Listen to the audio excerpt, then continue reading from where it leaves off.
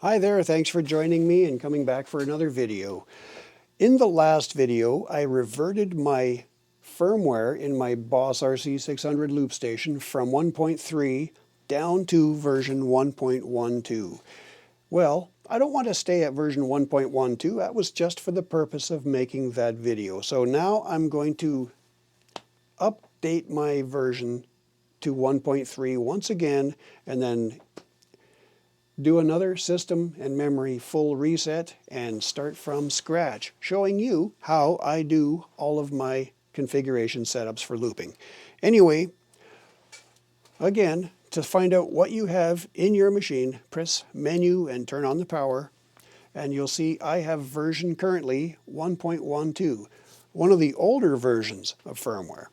You have to turn off the power to get out of this. That's all you can do. Now, I want to just go straight to my latest firmware, version 1.3. So without wasting any time, hold down exit and turn on the power. Updater is preparing.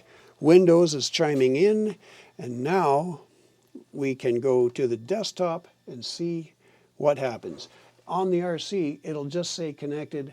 You won't see anything else until after you disconnect the USB. So let's go to the computer.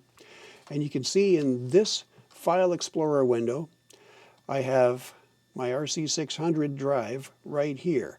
If I open it, you just see the Roland folder.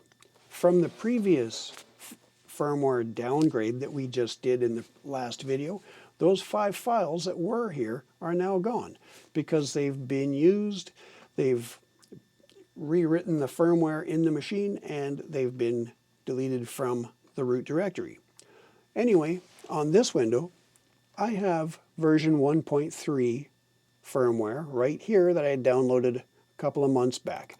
Let's open that up. I need these 5 files, and I'm going to transfer them into the RC root directory.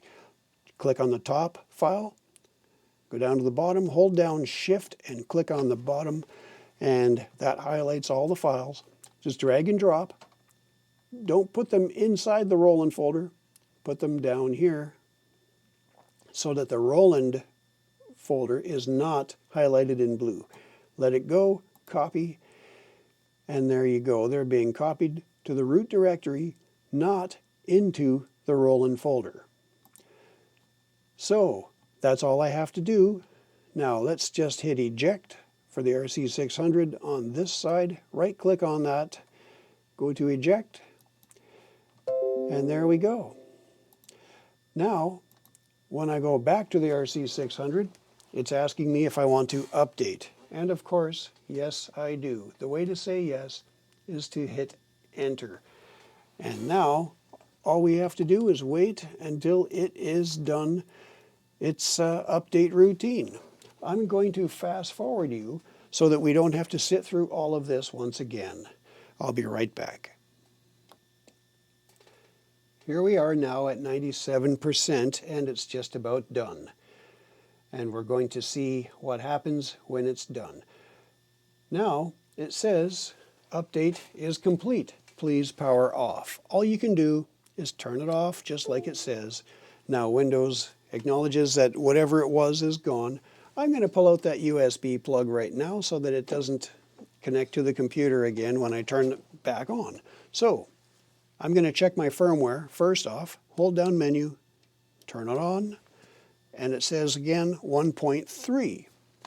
So we have updated the firmware to the latest current firmware as of this video. Hopefully another firmware update will come out soon, and we will perform another update at that time. All you can do is turn off the power, and now that is it. I have now the latest firmware, and I'm going to leave it at that for this video. Please join me for the next one, and I'm going to show you how I would proceed with setting up a new machine. Have a great day. Bye now.